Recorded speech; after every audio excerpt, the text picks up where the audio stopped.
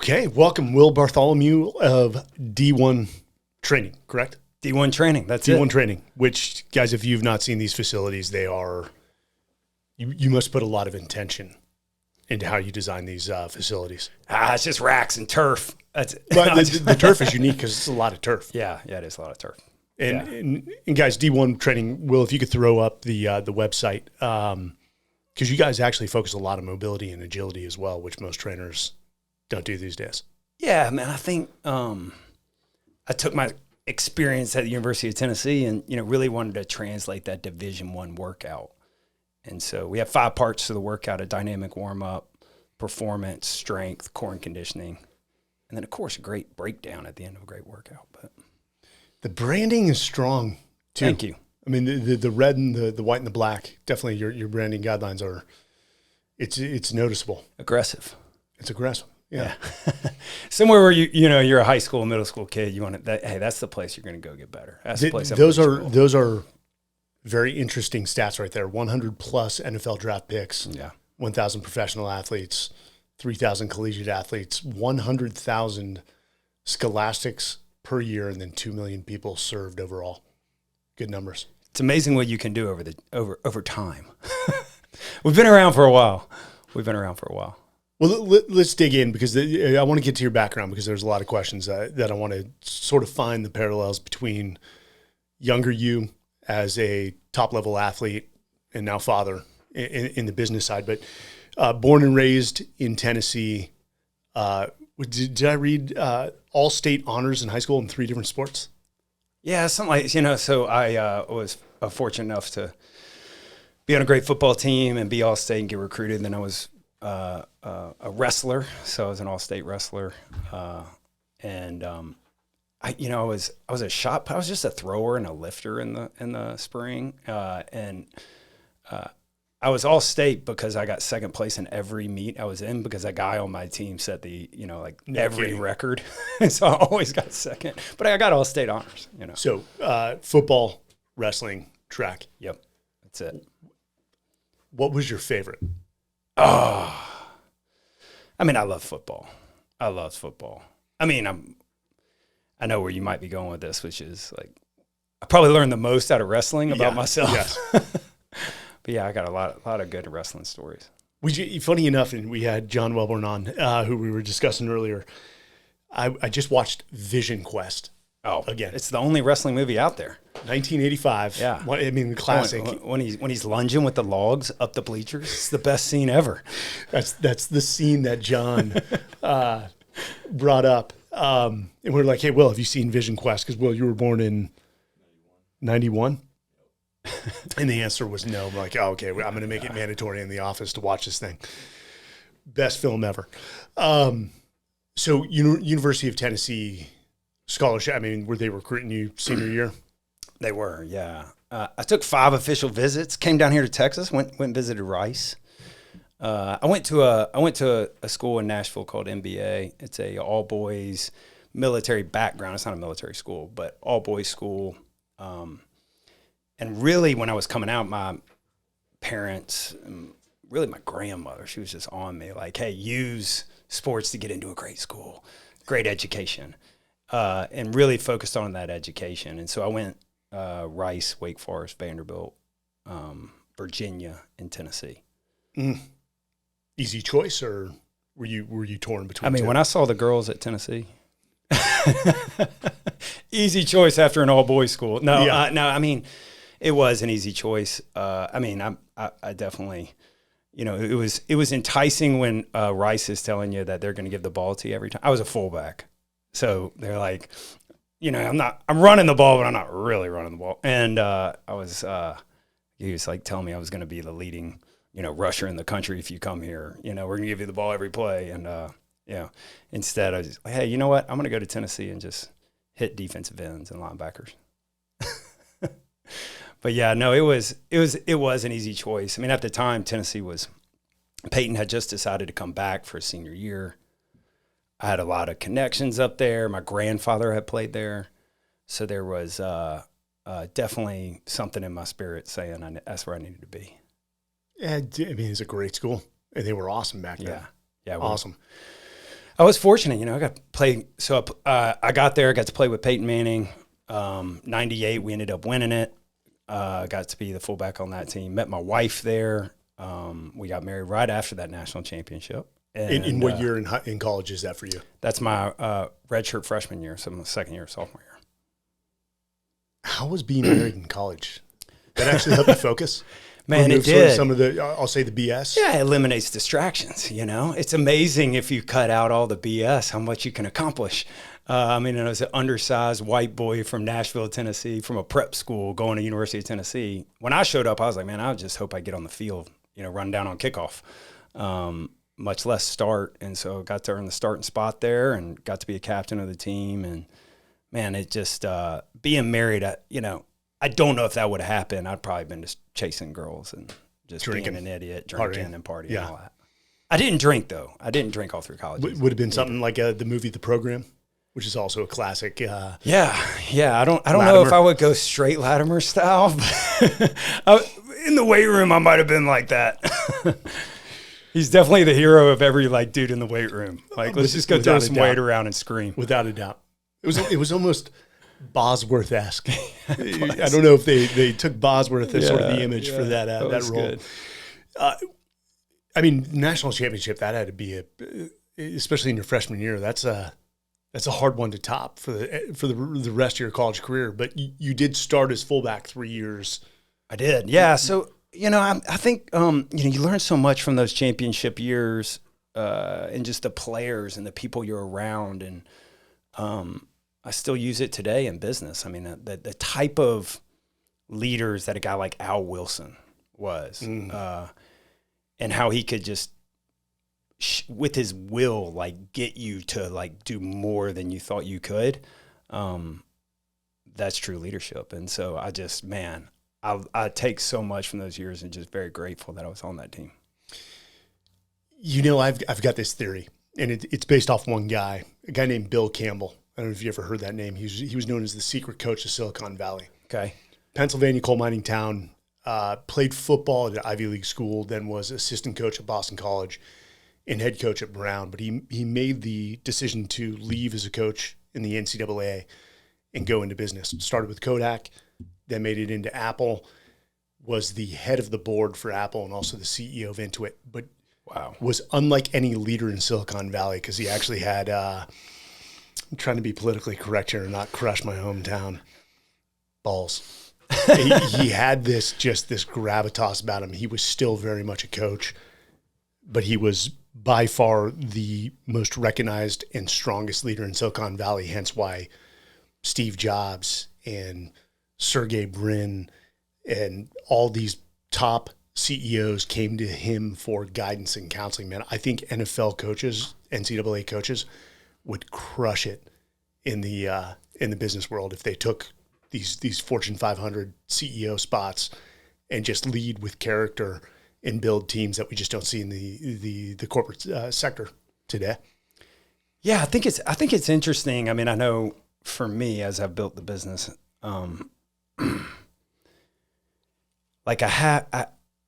I through football and through my upbringing, I had some natural just way of life, way of carrying myself, make decisions, driven, some of these characteristics that can push through.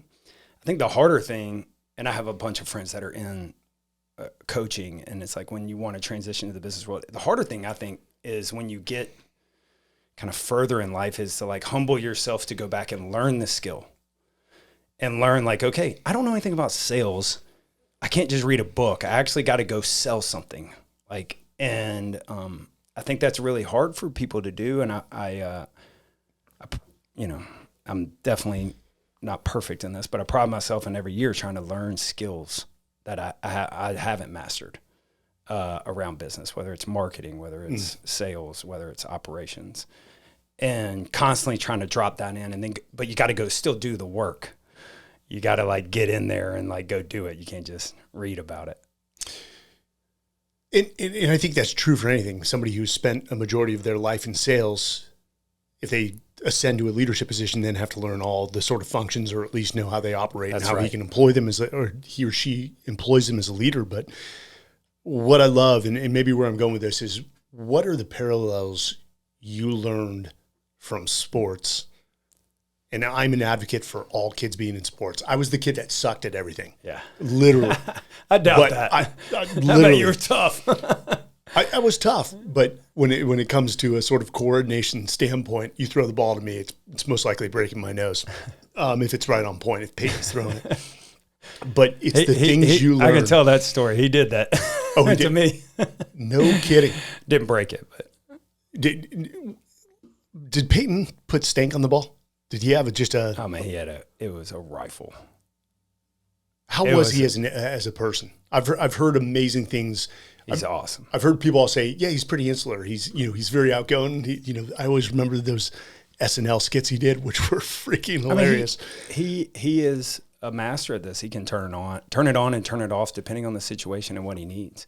We could go from hanging out at the bar and talking and just kind of shooting the bull, and to being in the huddle and him looking at me and saying, hey, if you don't catch this pass, I'm never throwing to you again. That's hard to do to, a friend and a peer. So I think he's like, those are the things you have to do. You have to have hard conversations. Yeah. But back to the point, what are the parallels that you find between sports and business? Because again, business leaders pick up books about Bill Belichick and Nick Saban. And they often always go to sports, and quite frankly, they also go to war with great military leaders like Patton and the General McChrystals, the Admiral McCravens. What are those things that you sort of brought, those paradigms that we both know don't exist within traditional private sector businesses? Yeah, I mean, I think a couple things that kind of pop in my brain, which are, one, I always try to be the leader that I wish I had. And so I had a coach that was super sarcastic to me, and would never shoot me straight. And I'd be like, man, I'm never going to be that. I'm never going to be super sarcastic. Like, I like to have some fun and a little banter, but like, hey, if we're talking, like, I'm going to be direct and tell you what I think. In a professional and tactful, way, yeah. And I think the second thing is culture over everything. Culture is just really having that defined and then beating that drum constantly. It's amazing how the culture can break through a belief system that people walk in with. It's amazing how they can break through not just goals and accomplishments, but just like change the way they are and who they are. And so I think culture over everything. And, the last thing is I like to use the word service. I like to have a servant's mindset. And I think when you look at great coaches, I think and I'm in the business of coaching. And so at the end of the day, I do not exist except for the, thousands of athletes out there training today and being coached at a D1. And as long as I keep that mindset, is that I'm there to serve them first. That is why we're here. That's why D1 exists. That's why my job exists. And so it's constantly serving them, which is interesting because at coaching, at the end of the day, you're supposed to have all the answers, right? Like, you're supposed to give them the direction but it's all for their greater good, which is a servant, is giving them the way for them to reach the goal, not you. I'm sure you know who Peter Drucker is. He was the famous, the Jordan Peterson, back then, Yep. Jordan Peterson of our time. He said, culture eats strategy for breakfast. Yep, all the time. You can have the best plan in the world if you don't have the culture and the people to execute upon it. Servant mindset is one of those things that's thrown out there all the time. There was a great general, and funny enough, he now leads the John Doerr Leadership Development Institute at Rice, and I'm blanking on his name. It'll come to me, General Tom Kolditz. Okay. And he defined servant leadership, and I found this just as the one I go with. But he said it's turning the compliant into the willing. And that's how he defined that's great. servant mindset. But he also touched on how accountability and enforcing accountability is is so vital to that servant mindset. And people are like, this is sounding less like a servant and more like a tyrant. And where he was going with it is like the highest form of leadership is love. And the highest form of love is accountability, not as an external punishment force, but teaching those below you or younger than you on the right way to do things and holding them to that standard so that when you're gone, you've armed them for success and to weather tough times. And I found that. That's good. Yeah, I found that sort of redefining, because everyone loves to, we get these buzzwords. It's like the new orange. DE&I, servant leadership, transformational, thought leader, but nobody has a really good definition on them. I think when you said the word standard right there, which I'll go back to my story of coaches. I had a great coach at the University of Tennessee, a guy named Philip Fulmer. And one of the things he did when I was captain of the team there is he said, guys, I want you to run this team. Here are the standards. Here are the agreements. I use another word, agreements that we're going to make. And all within those agreements, we were able to go, right? Like we were able to lead the team, do what we thought best, call a players-only meeting. Which we did a couple of times. How many captains? It was you. There's 4 of us. 4 of you. Yeah. And offense, defense. Yeah, 2 offense, 2 defense. Okay. And I just think agreements and standards, as long as they're clarified, that is ultimately how you hold people accountable in a servant way. Because it's like, you said you wanted to reach this goal. I'm holding you accountable to reach the goal. Are you wanting to change it now? Are you getting frustrated with me because you wanted to change it? My wife and I didn't share anything about my family. I've been married 25 years, so I got married in college, but coming up on 25 here in a couple months. And well done. Congrats. Thank you. Well, she put up with me. I'm wild and crazy. I'm a fullback wrestler who's an entrepreneur who likes to do crazy stuff. But like, I think one of the things she would say this if she was sitting here is, we have really good agreements. And when we don't, we discuss them. And that is what has helped us last through all the years. And so, we've definitely had our ups and downs. And so I think it's just like anything you're building. If you want it to be great, you got to have that. You got to have those agreements. You got to have that servant mindset that you're going to go into it and do whatever you can to make it work. Standards need to be well established. And I don't think most people do that. Just most people don't have the background. They didn't perform at a high level and understand that standards are so vital to maintaining some level of performance. Right. And it's almost like New Year's resolutions. Yeah. Will, did you have New Year's resolutions? No, you just none. Too much to do. But most people that do is like, hey, I want to lose weight. Well, how much weight? Right. What's your plan? Yeah. Do you have milestones? Right. Because if you want to lose 60 pounds and it takes you 5 days to lose 1, most people are just going to give in and quit. Yeah. It seems like we're lowering the bar across culture, and this isn't a political podcast. It just seems like a lot of people are living without standards. Yeah. I'm raising 3 kiddos. So I got a 21, 19, and 15-year-old right now. And I'm constantly talking to them about, man, what are you wanting to achieve? Where are you wanting to go? And ultimately setting up the habits so you ultimately get there, right? Sounds simple, hard to put in practice. And so I think when you start talking about standards, I think a lot of times we have expectations, which I wish we just get rid of that word, because expectations are like a non-communicated standard. And so it's like, man, let's communicate what the standard is. And then that way we know. That way we know. So then you either hit it or you don't. Or renegotiate. Yeah. Absolutely. So as a co-captain, let me ask you this. That there must have been some difficult balancing there with friends. What did you learn in that role? Because I'm sure you were friends with almost all the players, and then all of a sudden you've got to put that friendship aside, just like Peyton said to you, hey, if you don't catch this, I'm not going to throw to you again. Yeah. Did you damage some relationships along the way, or were some relationships not as strong because you had to hold a line as a fellow player but yet co-captain? Yeah, I think I don't know if they were, I wouldn't call them damaged. I would, I would call them, you know, at the end of the day, we're there to reach a goal. And if we can reach, and we're friends, yeah, we're friends. But the goal is first.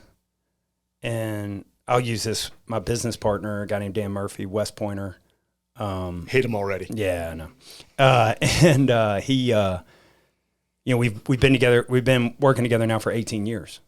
You know, had 3 different exits together, and we could have gone our separate ways and done different things. But I think one of the things, the reason we've stuck it out is not just because of the friendship, it's because of the agreements and then the friendship. It's like, man, then I love showing up to work because my buddy's there. You know, that's kind of like a secondary benefit. You guys ever gotten into it? Yeah, we got into it. Don't talk for a day, come back, say asshole. We good? Yeah, we're good. We gotten into it a few times. It's more he gets pissed at me because I go too fast. Sometimes I get going and I don't even think. Go before you're ready. Hey, I've got a good mentor that says that, go before you're ready. I'm like, that's not always a wise choice. We go snowboarding a lot, and I always jump before looking. And he's like, you know, that's dumb. Man, that's my fullback in me. Like, I want to just feel the adrenaline going. I don't know what's going to happen, but I'm going. It's very Shane McConkey of you, if you know who Shane McConkey is. I know he is. Guy was crazy. Hopefully I don't keep pushing it like that. I'm getting older now. I don't think I'm going to keep pushing it like that. He was taking it in his prime. Have you ever seen that documentary? Oh, man, it's great. Dude, that guy was an athlete. Great athlete. In a different way. Great athlete. Yeah. But definitely, yeah, he was missing a risk mitigation or risk assessment sort of thought process, or maybe his brain just operated differently. I just think he kept wanting to push it. We all do, right? I think a lot of driven, depends on your personality type, but I mean, I think most type A's, you want to keep driving, want to grow. Like, growth is a human need, but sometimes when you're growing at a pace of adrenaline, it's like, how do you accomplish more adrenaline? You know what you do? You jump out of a helicopter above Mount Everest. So this is causing, I don't want to say strife in the marriage. Let me throw this at you, and let me know if you find this sort of hits home. I love stretching for lofty goals. I love it. But I've found, and I think the journey is much more informative and important than actually reaching the destination. We all learn more in the journey, but I have come to find that when we do reach a goal, it's like 1 minute of oh, okay, that was cool. What's next? Yeah. You sort of have that same mentality? Absolutely. I don't think that's totally healthy. Absolutely. It's so not in. Well, why do you think it's not healthy? I'd love to hear that. Because it's just, you never stop. Right. It's literally, we did the 777, we pulled that off, and it was, I look back at the boys and I'm like, that's what it's about right there. Screw the world records. Nobody cares about those. We literally don't. But it's just on to the next thing. And for those that are married to us, that's aggravating. I can empathize a little to be I'm not easy to be married to. Yeah, I mean, it's. I think one of the things that I've found, just kind of, through my marriage and raising kids and building the business is having a pause once you reach a goal, to enjoy it, to celebrate it. But then I do think the way God wired us is to keep going and find out what that new next thing is. That's what I want for my kids. I don't want them to reach something and be like, I'm done, but I'm just going to sit here and do nothing. I think, again, these are my perspective. I think 90% of human beings are wired. I think so when you get into psychology, I think psychology is lazy. And what I mean by that is people will always seek shortcuts or the path of least resistance. And we know that never works out. Hacks and shortcuts are a complete and utter waste of time. But as we get older, I think some people are just wired to resist change. And when you resist change, that means I'm done evolving. And we saw this even in the SEAL teams. You'd have that old crusty, what we call a master chief, the most senior enlisted. Yeah. We'll say the term, and we had an appalling reaction to this term, is this is the way we've always done it. Yeah. And everyone would be like, yeah, well, if that's no longer relevant because the enemy's doing X and they've found a way to circumvent us, then we have to change as well. But I found that a lot of human beings, I mean, even look at our parents. My dad resisted social media for the longest time, and I think it was my sister that set him up on Facebook. And now he does keep up with friends. But I think a lot of human beings are just wired to want things to stay the same. Yeah, at a certain age, I think that does start to happen. I mean, it hasn't fully happened to me yet. I'm 45, so it could start happening soon. But I mean, I think I also, there's a security, another human need, which is security. I don't want to get killed, right? And so it's like, I don't want to go learn the new tech thing. I don't want to do that because that's not where I'm wanting to grow. I would say a lot of those people that are like resisting, so it's like, hey, I want to grow in a different way. I want to grow in meditation and not be connected to technology, which is a good thing. And so that's what's so amazing about the human experience. Like, we're all not driven by the one thing. And I think especially in this day and age, there's more money. It's more about experience, entertainment. I'll use entertainment.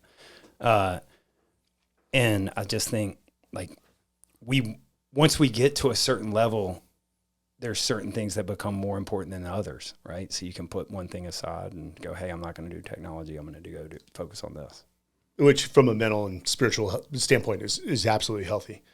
I like to say I'm in adventure capital. And I said that to a venture capitalist, and he did not find that funny. And I'm like, oh, it was a joke, man. No. So, D1 sports training started in 2001. That's correct. I'm assuming, when did you leave the NFL? 2001. 2001. Abruptly. How many knee injuries? I ended up having 5 total knee surgeries. On the same knee or both? On both. 3 on one, 2 on the other. But yeah, the ACL was the last one when I was with the Denver Broncos. Did somebody have to tap you out? Say, well, you're just done, man, or did you come to the realization? Yeah, so blew my knee out, moved back to Nashville. That's when I started the business. Opened my first gym, and it was just like a side hobby. And my cousin did the logo.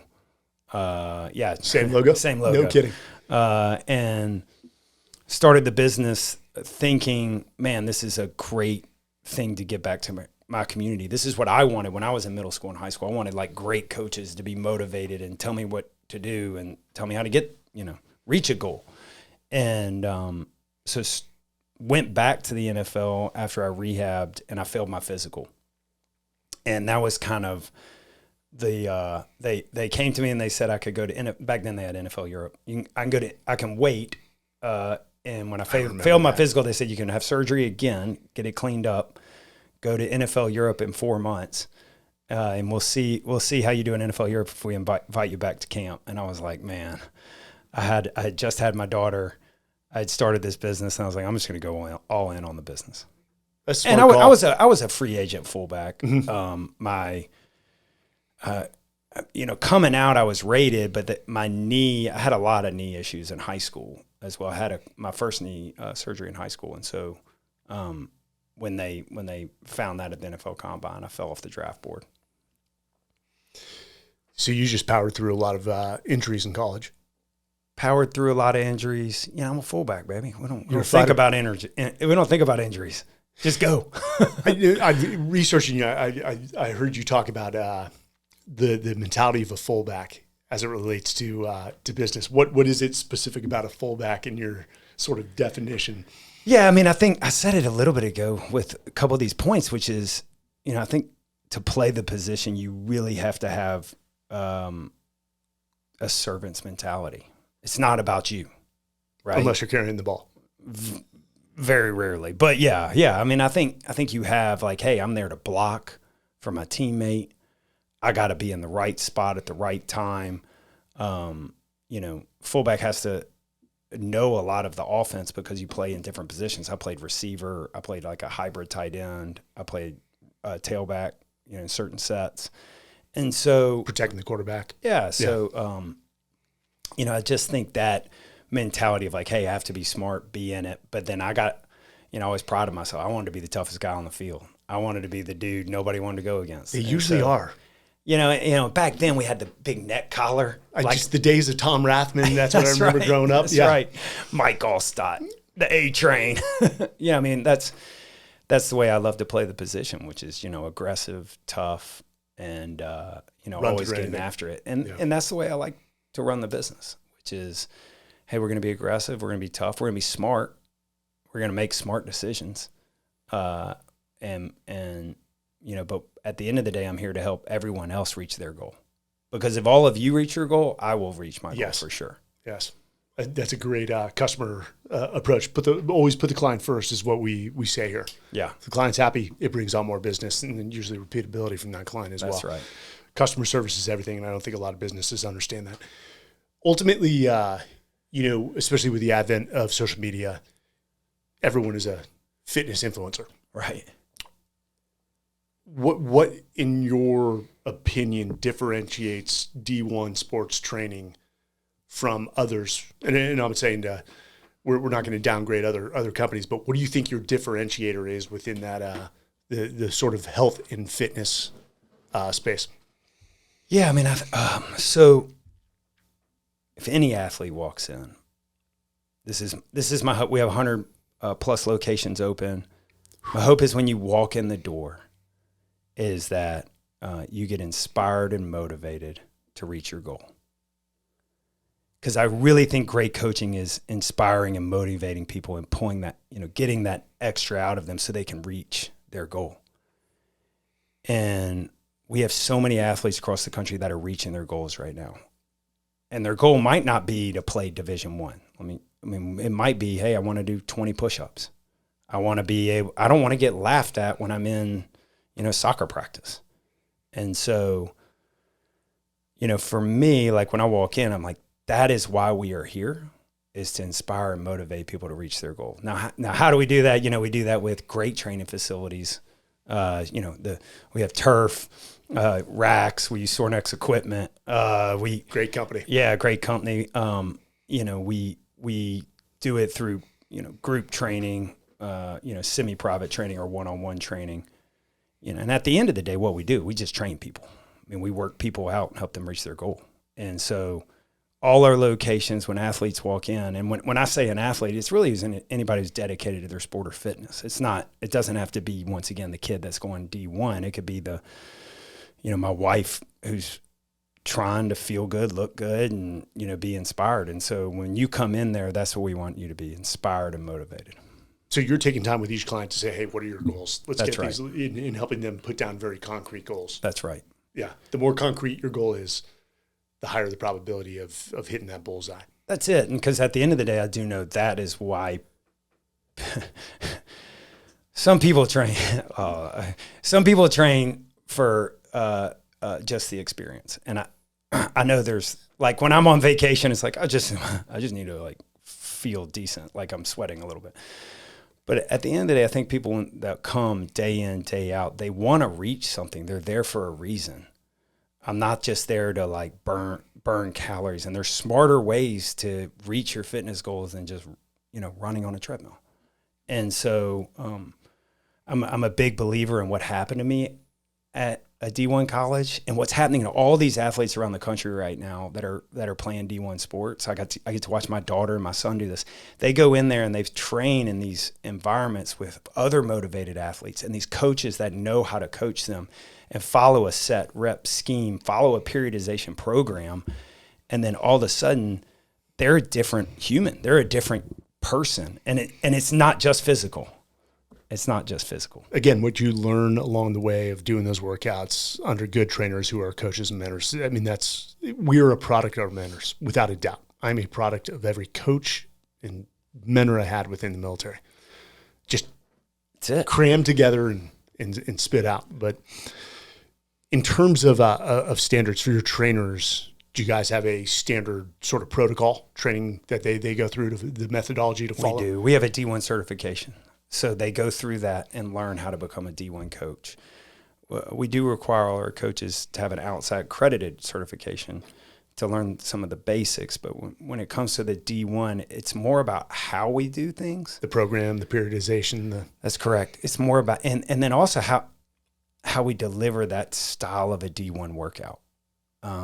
Because that, once again, to go back to, I want you to be inspired and motivated. It's not just about, hey, having the perfect workout program. It's like, man, when I walked into the weight room in college, man, I got fired up. Like I was ready to go. Like I was like, man, I'm kind of like nervous the night before. What's going to happen? And then when you start reaching those goals, they're like, man, that's ultimately why I built the business, is because my life was transformed.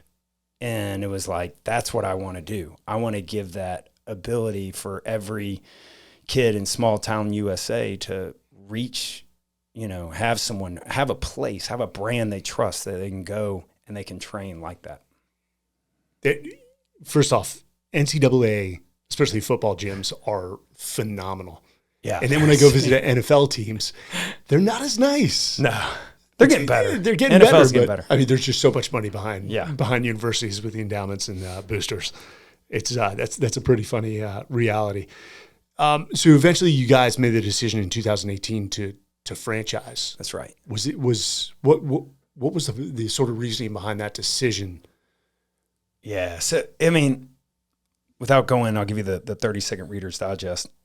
I built the business as a corporate-owned locations. We would partner with some celebrity athletes. We would manage the locations, and we would also own the real estate. So I own 32 corporate gyms. I also built a physical therapy business underneath that, where we bill insurance and we manage within the D1s. Yeah, they were within D1s and outside of the D1s. No kidding. Yeah, and so I kind of had 3 different businesses, like a classic entrepreneur, probably too much. Like I didn't know, right. Like I just, that sounds like a great idea. Let's do that. Really, as I learned and got smarter, it's like, hey, there's better ways to do things. There's better ways to set things up. And in 2015, 16 time frame is when we started selling off the real estate and transitioning to a franchise system, because we would do sale leasebacks. And in 2017, we sold the therapy business. And then in 2018, it was like, 2017, there was a good part of the year was like, hey, what do I want to do? Like, do I still love this? Should I get out? And I did get out for a little bit, which was really great for my head. It was like, hey, do I really have a passion for this? Do I have the energy and the drive? Because I've been doing it for a while. And, I'd seen some ups and downs. I'd made some bad mistakes. And I was like, of course. Am I gonna, Sounded really good in your head. Yeah. That's the story of my life. And then in 2017, we kind of repackaged the business and gone, hey, we're going to shrink the footprint. We're going to get just the necessities in there to make for the athletes. We're going to really optimize the scheduling, part of the business. We're going to optimize the pricing. We're going to optimize this. And so in 2018, we started franchising.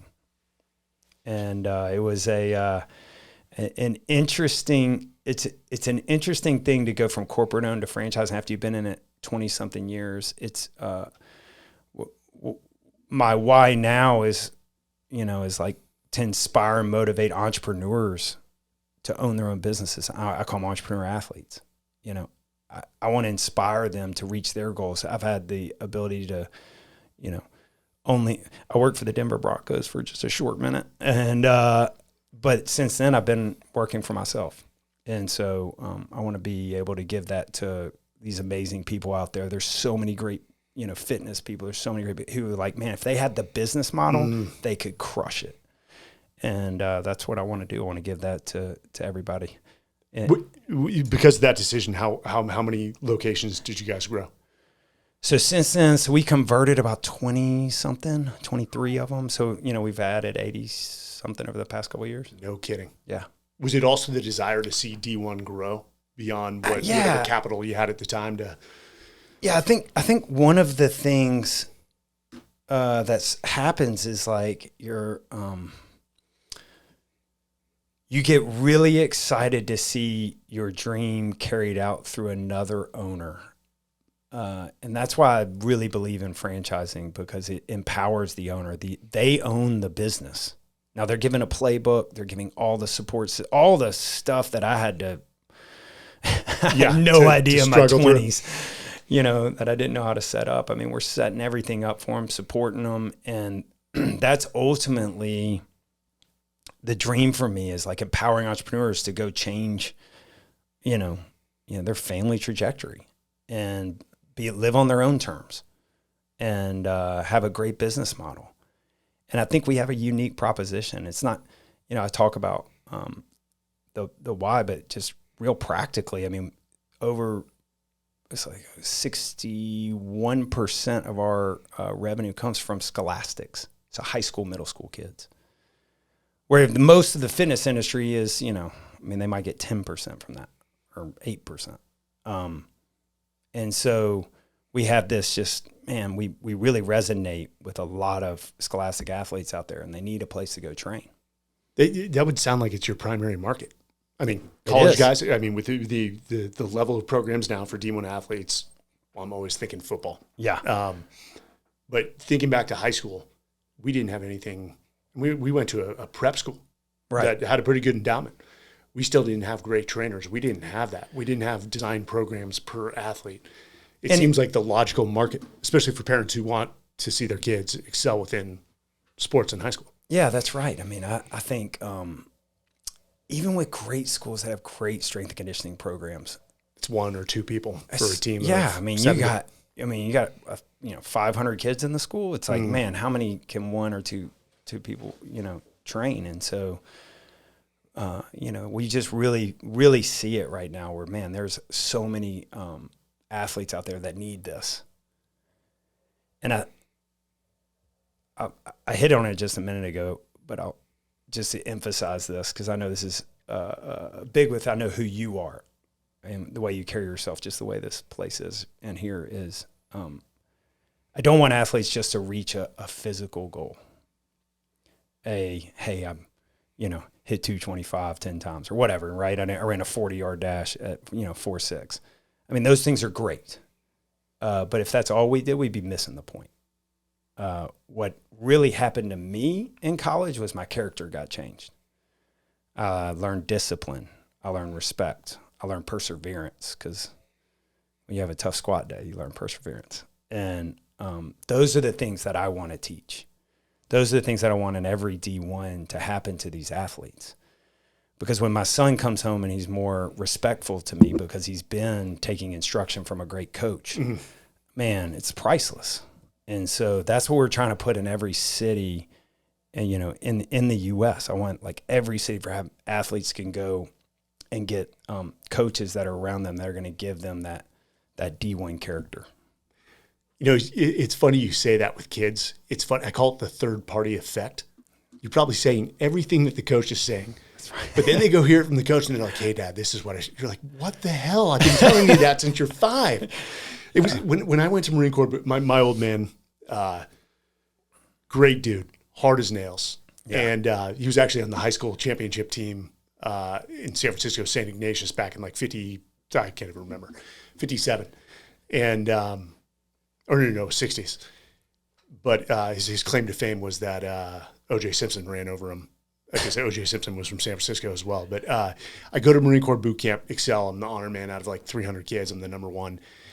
And it was at the end of boot camp. And I was going to say something to my dad. And I'm like, oh, everything I just learned here, he's been trying to teach me. I just didn't have the ears open at all. And I didn't want to listen to him. Yeah. But I mean, you grew up under a father who was West Point, Vietnam veteran. I'm sure he laid the foundation and just something clicked when you're in college with somebody else saying it. Yeah. I mean, a lot of times we hear our parents, but sometimes it needs to be reinforced by life. Yeah. And so I think the gym is a great safe. I mean, I'm going to use the word safe because I think we need to put controlled environments around our kids so they can learn and they can make mistakes. You can fall when you're doing a back pedal and like be okay. It's okay. In a controlled environment. And it's a controlled environment. And so I think it's really important for kids to do that. And I'll even go adults. Like adults need to have that. But then also know like, hey, when I'm in here, it's not just about how like being the best, being on the leaderboard, even though I know you're the guy on the leaderboard and I was the guy on the leaderboard. I want to be on there, but it's not just about that. It's about showing up day in, day out. It's about the effort. It's about the journey that you were talking about earlier, which is, really important, and learning that like, man, that's how you accomplish great things in life. That's how you continue to grow. So you guys have, you were one of the fastest growing fitness companies in the U.S. By all means, you've defied odds. I can't even imagine this journey from 2001 to now, starting from scratch. It's amazing what you've built. Where do you guys go from here? Without giving away any corporate secrets. No, I think we are hyper focused on serving the athlete. And when I say that, it's like I'm constantly looking at, okay, what are the best things to serve athletes? I use podcasts. Like what is the best who should we tell them to be listening to? What should we be wearing? What supplements? What all the things that go around being an athlete? That's what we want to be. We want to be the place for the athlete. And so that's where we're going, is anything that involves. That's what I want to be a part of. With technology, how much does that change the game? Is it just like a constant capital expenditure to stay up with the technology, the latest and greatest? We are not super tech savvy. We should be more. We were talking about it right before the podcast. I think the strength coaches that really shaped me, they would like laugh at me if I were to ever like be like, hey, I actually texted one of he's a legendary strength coach, and I was like, hey, what workout app do you guys use? And he laughed. He said, a pen and a paper. So, for me, I think technology is great. Obviously, I'm wearing the Whoop here. I got several other, things we're looking at. And so I think for us, it's all about what is happening at the college level. Yeah. That's what's really cool about us, is because we get all our great ideas from all these D1 schools. They're spending all this money on weight rooms and coaches and doing the latest and greatest, and we're able to go in. We have amazing advisors that give us kind of the insights of the latest, greatest. Hey, check this out. Yeah, check this out. Whoop is a great company. So is Aura. Yeah. They both have their sort of pros and cons. Yeah. But have you ever spoken with Dr. Kristen Holmes at Whoop? No. I'll connect you. Yeah. She is great. Yeah. She's the head of scientific research for Whoop. Well, it's amazing, the Whoop and the Aura. My son wears the Aura. My daughter wears the Whoop. They are, in college, it's really interesting. They're getting all the athletes to wear them, and sleep. The coaches can monitor stuff. I don't know how much they're monitoring, but it's impactful. I like to watch my kids and what they're doing. Make sure we get in bed at time. That's why I put Apple tags and GPSs in all their. Oh man, it's tough to be a kid these days. Yeah, it's easy to, but they probably all know the workarounds. Yeah, they definitely. My dad put a GPS in the car. I know how to disconnect it. Yeah. Good. Well, Will, man, that's one hell of a story. Your resume reads like something out of an action book. Where can people find D1? I know you guys are also on some fitness apps. Like, where can people get more involved with D1? Even if most of our listeners are not athletes. They're men in their 30s, 40s, 50s, 60s who just want to optimize themselves. Where can they find D1? Yeah, go check out d1franchise.com. d1franchise.com. You can see everything. You can go into all the different parts of our website and figure out all the stuff we're doing. And if anybody's out there, go check it out. You got to go work out. That's the one thing you got to do. Just go work out and enjoy your experience. And I hope it's a great one. And I hope it feels like a D1 school. you know, like, and brings you back on those days. You writing a book? You should be writing a book. I don't know. My wife's got a book. Does My wife wrote a book. Yeah. About? It's called This Beautiful Mess. Speaking about you? Yeah, it's not beautiful. It's an ugly mess. That would be me. Most great things are messes at the root of it. Yeah. But Will, thanks for joining us, man. Looking forward to writing the article on this again. And believe it or not, let me finish with this. I did look at D1 as potentially franchising. But this was awesome. like in 2017. It's right when we were getting going. Yeah. Or 2018, right when I was about to retire. Oh, and it wasn't the right move for me starting out. I probably would have fumbled. I've needed a few business failures under my belt to become a little wiser. But no, was looking forward to this, and congrats on everything, man. Oh, thank you. Really appreciate it. Congrats on everything you're doing. Any way we can serve or help, just let us know. Yeah, I appreciate that. And for all the followers, thanks for following us, man. Go check out D1 Sports Training. Is it D1sportstraining.com or D1? D1training.com and D1franchise.com. Okay. And if you're an entrepreneur, especially veterans, check it out, man. There's no better thing. We always galvanized around what we call PT, physical training. Yeah. Man, I couldn't think of a better segue for veterans. And you can find the capital. There's a lot of ways to find the capital to get into that model. But for our listeners, man, go leave a review on Google Podcast is actually going away. Will knows that as well. We just got the notification. So Apple Podcast or Spotify, and follow us on YouTube at the Men's Journal YouTube channel. All right, guys. Thanks.